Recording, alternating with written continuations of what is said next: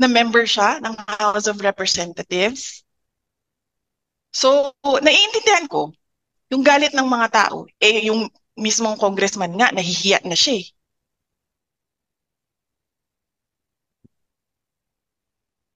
Jason, okay Yes, ka na? ma'am.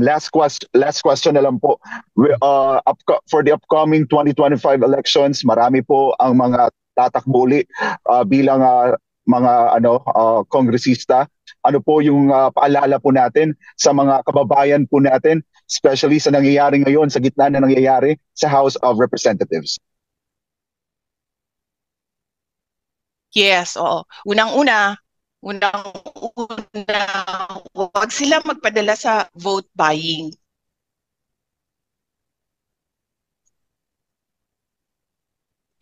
Unang-una, huwag sila magpadala sa vote buying. Ang vote buying ngayon, nakatago na sa pangalang ayuda, nakatago na sa pangalang AIX, nakatago siya sa pangalang AKAP, nakatago siya sa pangalang tupad. So, unang-una, pera nyo yan, pera yan ng bayan. Tanggapin nyo yan. Hanapin nyo ang buong amount doon sa voucher kung ano daw ang natatanggap ninyo. Huwag kayo magpadala sa vote buying. Kasi we will end up in an embarrassing situation na nanonood sa atin ang mga ibang bansa kasi ganito ang nangyayari sa House of Representatives natin.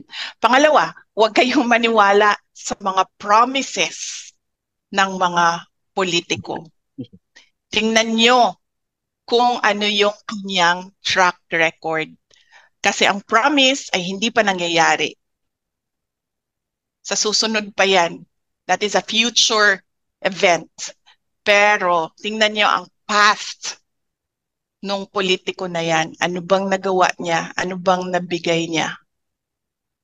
Ano ba ang promise niya noon na naibigay niya o hindi niya nabigay? And pangatlo, ako galing ako sa political dynasty ha. Hindi ko inaano yan. Obvious naman yan. Pero hindi dahil galing yan sa isang pamilya ng mga politiko ay automatic na ang boto ninyo. Pag-isipan ninyo kung ano ang kapasidad ng tao na yan bago ninyo iboto. Huwag kayong bumoto dahil sa apelido. Okay? Okay ka na, Jason? Are you Daghang satisfied? salamat, ma'am. Okay. Thank you. Next question, Dempsey, Philippine Daily Inquirer. Hi, ma'am. Good evening. You mentioned a while ago about parang tinatamad lang talaga kayo magpunta ng Supreme Court to challenge the hearings. Tama po ba? Na parang ganun yung sitwasyon ngayon. And so, yes, na-discuss talaga, ma'am, na may parang gagawin kayo sana ng legal remedy or to go to Supreme Court to challenge this. I mean, what could possibly prompt you to go there already? I mean, hindi pa ba enough na seeing what's happening right now for you to go to Supreme Court? I mean, di ba, parang you mentioned na nga na parang, I mean, from the questions earlier, sinasabi na parang nape-persecute ng araw, won't those be enough reasons for you to go to Supreme Court already and to challenge it? I mean, if you're not going to attend, why not just challenge it to the Supreme Court then? Oo, totoo yan. I think mali ang word na nagamit ko kaninang natatamad. Hindi pa ako fully committed. Hindi ako fully committed na mag-file ng cases. Although lahat ng cases nasulat na ng mga lawyers. It's a matter of filing. In fact, kanina, kami ni Attorney Lopez, we were signing the verification and certification of non-forum shopping. Nagpirma na siya, nagpirma na ako. Inaantay na lang namin na na magsabi ang mga lawyers na we're ready. Everything, all the documents are ready for filing. Pero nasulat na lahat. yung sa akin lang kasi, parang yes, tama naman na i-question sa mga korte natin yung ginagawa ng 19th Congress. Pero naisip ko din kasi hanggang June na lang din naman sila. And hindi naman ito kasi matatapos sa June para sa akin. Matatapos ito sa 2028 kung meron ng bagong Pangulo. Kung matuloy man ang election ng 2028. Kasi nandoon pa rin sa isa sa mga discussion and bullet points nila ang charter change. So, kailangan namin upuan ulit again and again ng mga lawyers, but ready sila sa kanilang mga hinanda na cases. Okay. Siguro follow up. I mean, what would prompt you what would prompt you to finally attend the committee hearings? Kasi parang as mentioned nga earlier, I mean, the panel was clearly looking for you and the other officers from your office na mag-appear doon po sa committee hearings. I mean, what would prompt you? Ano yung parang magiging final straw nyo for you to finally attend and to somehow respond to the questions being raised during the previous hearings? May parang certain move ba na dapat gawin yung House bago kayo umattend po mismo? Or anything that could prompt you to finally go there?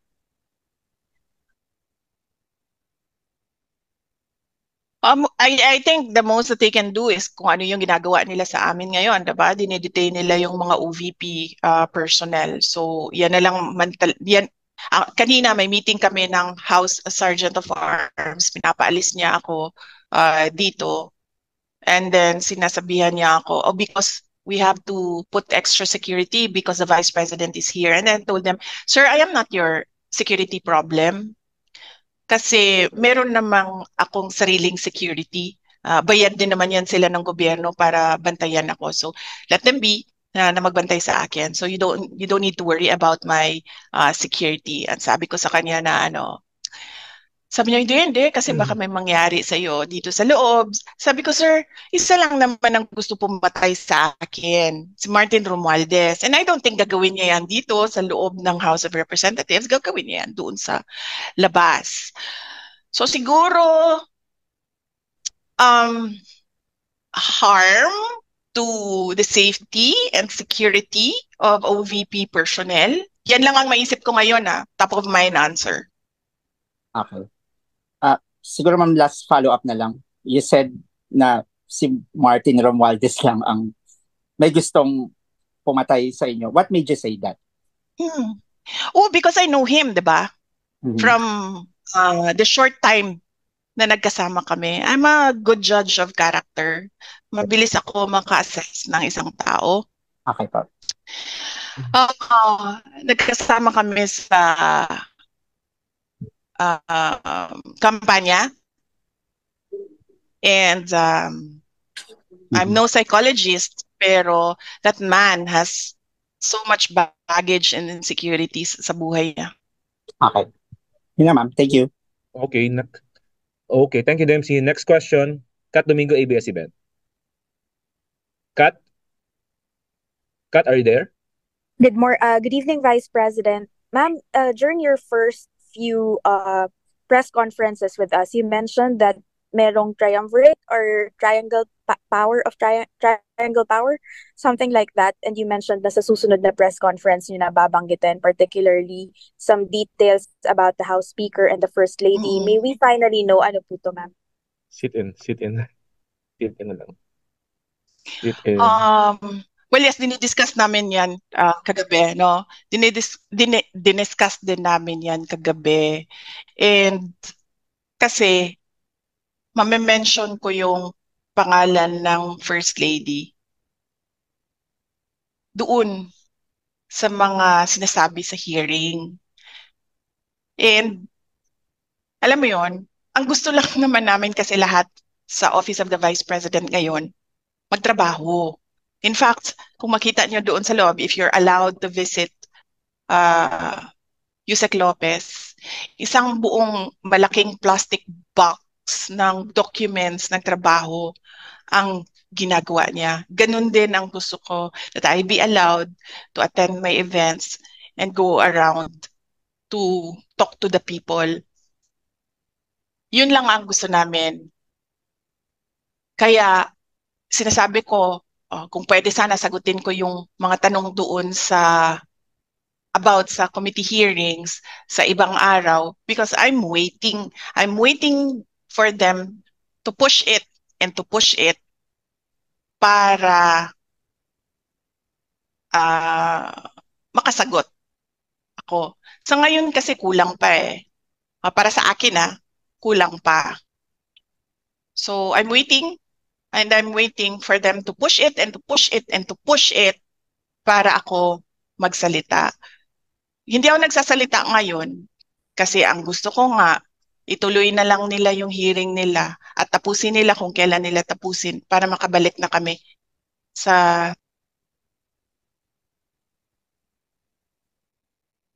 Ma'am, may we at least know kung anong issue po yung kinakasangkutan nila allegedly? Is it a corruption issue? Is it just a matter of politicking? It's about envelopes na sinasabi. Sorry, ma'am, envelopes? Envelopes. The one with the money, ma'am, does it mean that it may have originated from the House Speaker and the First Lady po? Ayoko na I'm waiting for them. I'm waiting for them na umabot sila doon. Ngayon kasi tinigilan nila yung envelopes eh. Hindi ko alam kung naririnig nila yung mga discussions namin. Nakikinig sila sa mga discussions namin. Tinigilan nila eh. So I'm waiting for them to push. Inaantay ko kung ano yung mga sasabihin nila para one time na lang yung sagot. Okay, ma'am, may we at least know kung sino po yung congresswoman or man na sinasabi nyo na may utang sa husband nyo ng 9 million pesos as well as the lawmaker whose dad has been apologizing to you over his or her conduct in the hearings? Sit in interview, ma'am. Better sit in. Yeah. So, hindi ko masabi kasi hindi ako nagpaalam sa asawa ko na sasabihin ko yung pangalan. Kukonti lang naman yan sila nandiyan sa Committee on Good Governance. Hanapin nyo yung may mga kaso. Tapos, kukonti lang din yan sila dyan na may tatay na politiko. So, by process of elimination, madali nyo lang mahulaan kung sino yan. I'm sorry, sandali lang ha. Hindi si Franz lang. Exclude na natin si Franz Castro. Hindi yan tatanggapin na kaso ng husband ko. Okay, salamat po. Okay, next question after Ms. Kat. Glenn Nuego, DZBB, Jemmy Superadio. Glenn, pasok. Hi, BP, maayong gabi. Oo. Ma'am, tanong ko lang po sana kung plano niyo po mag-stay dyan until New Year. May kipag-usap po ba kayo sa liderato ng Kamara, PP? Kasi parang kanina naglabas nga sila ng statement na parang nilalabag nyo na yung protocol po nila. Thank you, ma'am. Oh yeah, yes. Actually, pinuntahan ako dito ng Sergeant at Arms. Kanina, nakipag-meeting siya sa akin. We sat down and we talked and then he leave. And no, I will not leave. Sabi niya, I need to do my job. You need to leave. Sabi ko, ano bang gagawin mo? Bubuhatin mo ako palabas. Sabi ko sa kanya. Sabi niya, hindi naman. I will just escort you out. And then sabi ko sa kanya, I will escort you out of this office. Sabi ko sa kanya. And then he said, again, you need to leave, paulit-ulit 100 times. He said, you need to leave. And then I said na, alam mo sir, ganito na lang gawin natin. No? Yung boss mo, congressman. Yung may-ari ng opisina na ito, congressman. So sir, why not? Sabi ko sa kanya, i-elevate natin sa kanila dalawa. ang pag-uusap. Huwag tayo yung mag-usap dito kasi gusto mo akong paalisin. You want to escort me out. I want to escort you out. So meron tayong kumbaga impasse dito. Sabi ko, yung boss mo congressman, yung may-ari ng opisina na ito, congressman. Hayaan natin sila kasi pareho silang congressman. They are both above our pay grade. So yes, pinapaalis nila ako.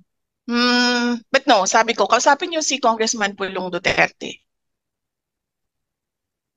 Thank you, ma'am. Thank And you. then I told them as well, sabi ko, sir, sorry, dagdag ko lang, I told them as well, I told him as well, sabi ko, sir, alam mo, kami sa Office of the Vice President, sa opisina namin, meron talaga kaming guide for austerity measures, kung ano yung dapat gawin to save government funds. Isa yon sa pagpatay ng kuryente.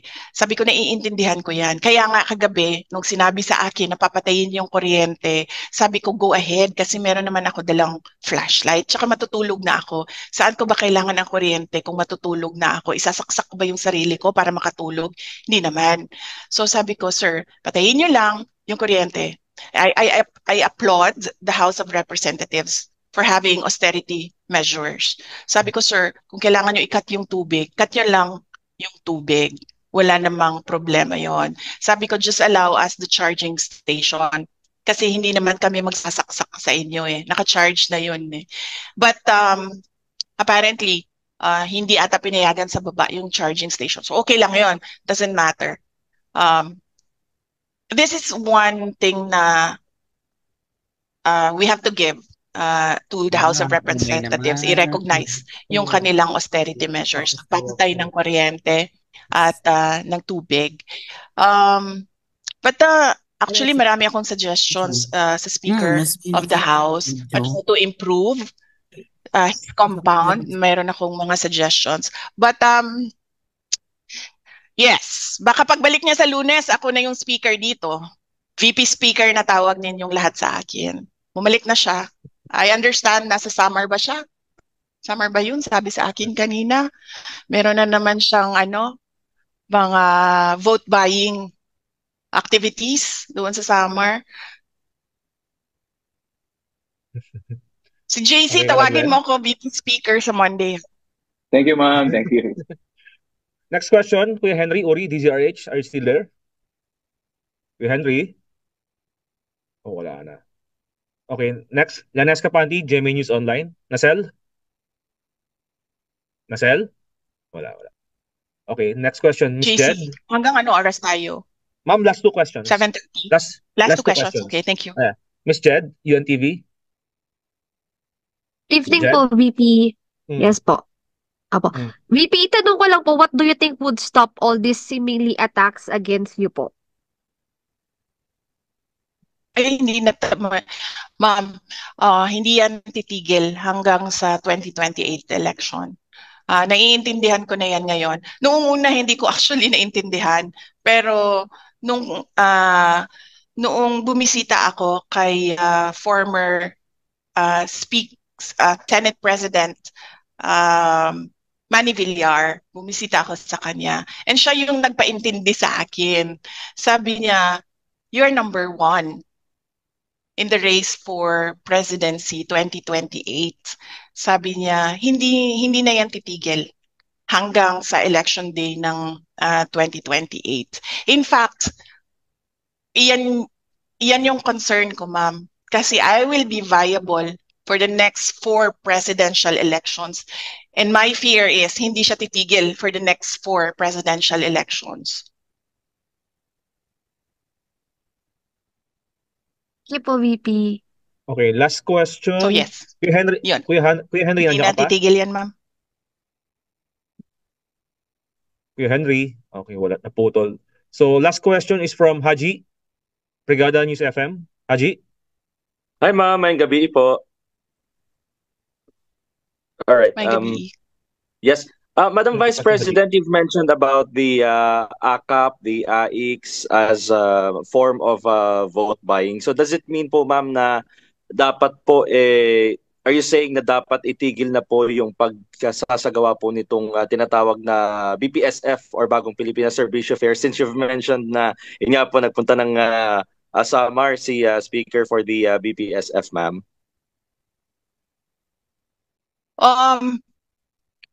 Well, yes, that is a matter na dapat pag-usapan ng executive department.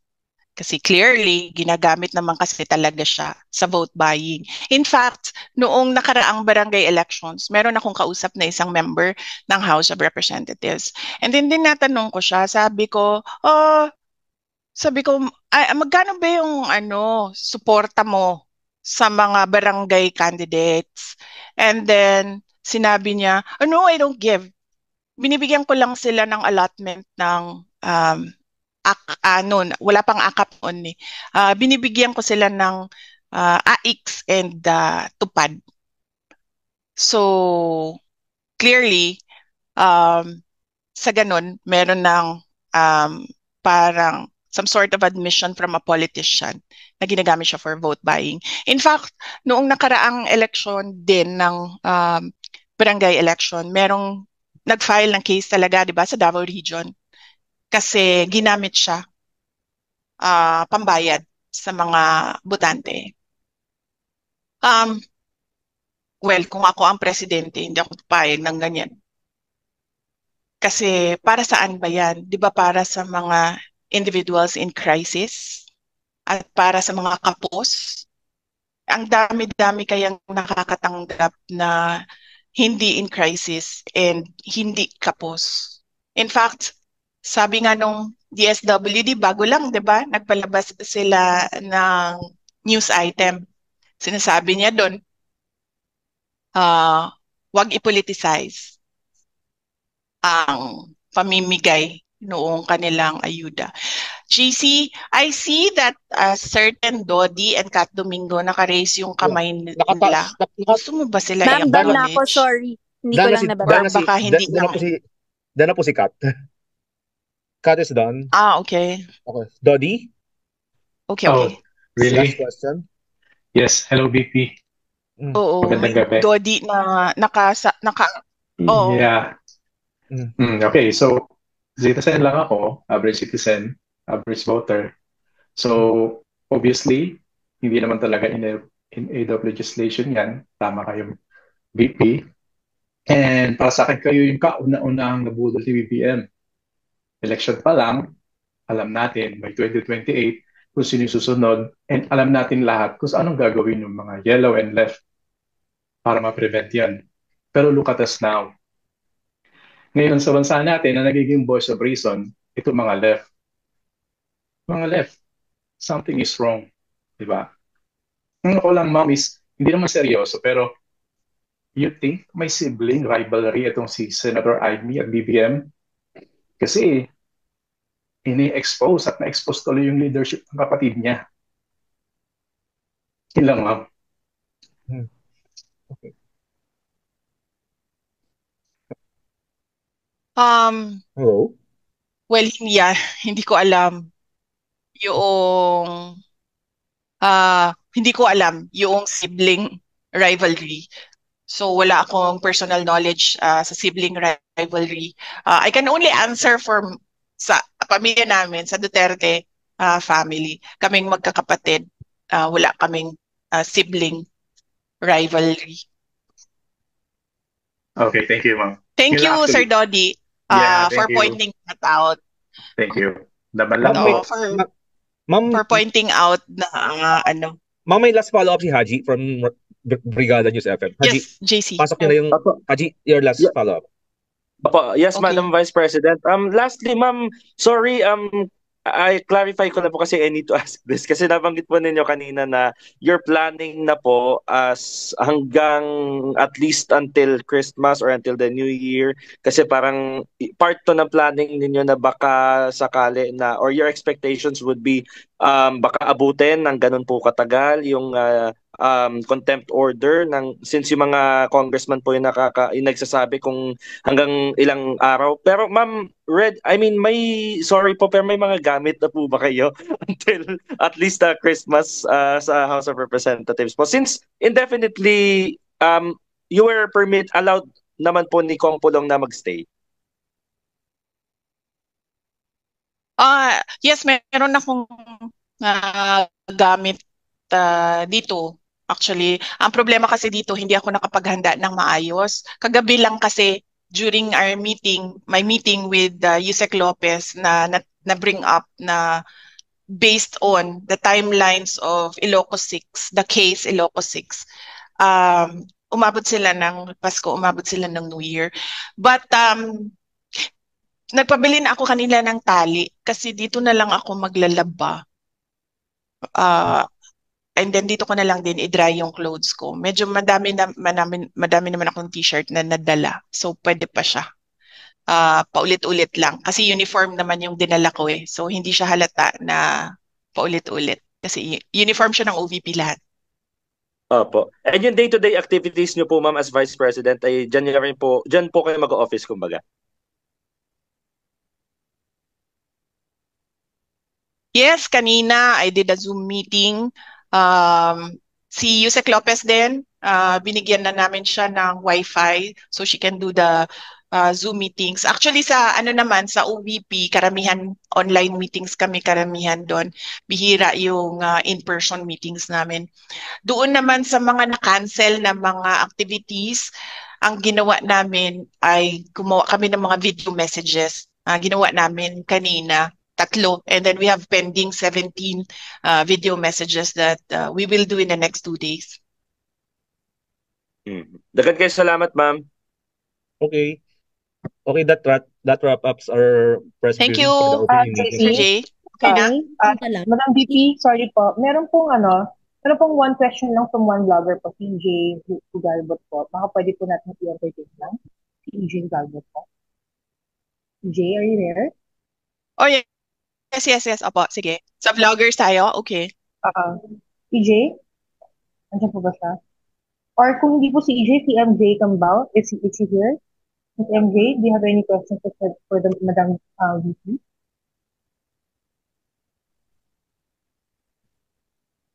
Alright, so mukhang wala po. Pero meron pa pong nag-raise ng hand eh. Okay. Are we going to entertain?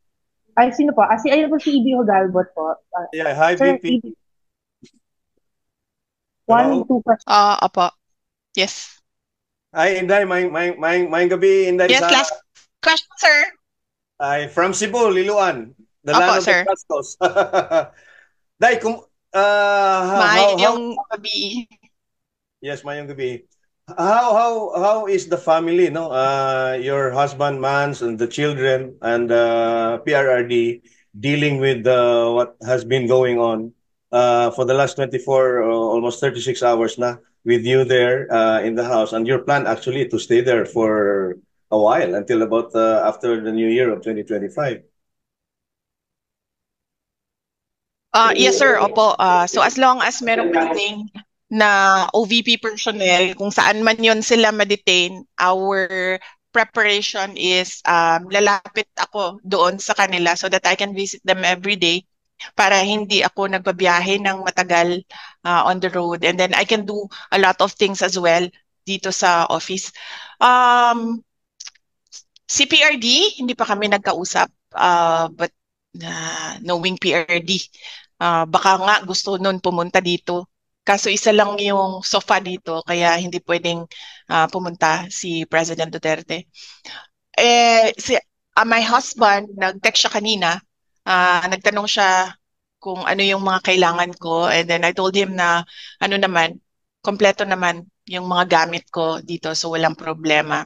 And then sa family na naman kasi namin, sir, kapag merong isang parent na wala sa bahay, we always do a video call every night.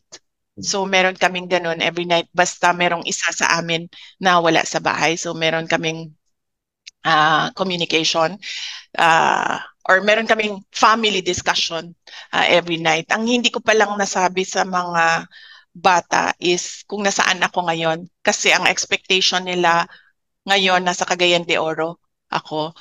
But tonight, during our video call, sasabihin ko sa kanila kung nasaan ako. Especially so that yung isa sa mga anak ko, ninang niya, si Yusek Zulaika Lopez. The only ninang. Kasi ano lang yung godparents niya. Isang ninong, isang ninang. And they're very close, yung anak ko tsaka si Yusek Lopez. So I expect her to understand kung bakit nandito ako. But mag-usap kami mamaya. Nay, follow-up question na lang, no? You mentioned, Thank you. Baka pupunta si PRRD dyan. Yes. What if maraming mga supporters mo ang gusto na rin pumunta dyan sa Batasan, mga ordinary Filipinos? Yes. Yan din madami actually nag-text sa akin, sir, na gusto nila pumunta. And then sinasabihan ko sila na wag na kayo pumunta. Alam ko lahat ng mga tao ngayon ay kulang ang kita, kulang ang hanap buhay.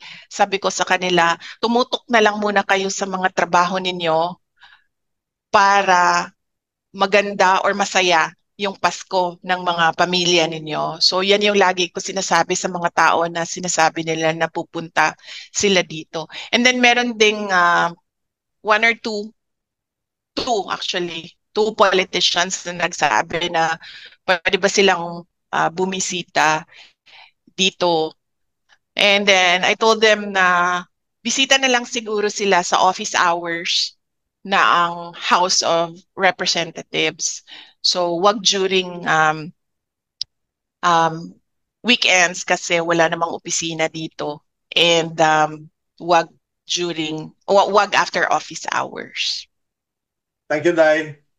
VP, palihog po. Thank you. Sorry, last na ma'am. Ayong gabi. Magandang. Yes. Ma'am? Yes. Ma'am, sorry. Makapunta kayo? VP Sara? Hello? VP Sara, sorry, I have to ask a question. Yes, ma'am. Your father po, si former President Duterte, Sino to? po, when he attended the Quadcom hearing po before, no? And you were there. TV5. Opo. So, si PRRD po, he took the oath po when he attended the Quadcom hearing tungkol nga po dun sa EJK po nung patayan dun sa kanyang Jaguar. And during our ambush interview po after that, sinabi niya, he is urging you to do the same din sana. So far po ma'am, kasi yung ma-attend po ngayon na OVP officials have no personal knowledge po regarding the confidential expenses. And ang itinuturo nga po nila na ay ang specialist bursting officers and chief of staff and kayo po na may nakakaalam nga po dito sa confidential funds. So yung lawmakers po right now are still very hopeful that you will attend the hearing, explain and answer the questions po about the over 600 million confidential funds ng inyong opisina at paano po ba talaga ginasta itong pondo po ng taong bayan. Marian, last question, wrap up here. Kindly wrap up. Okay. Yes. Okay. Yes, na-gets ko.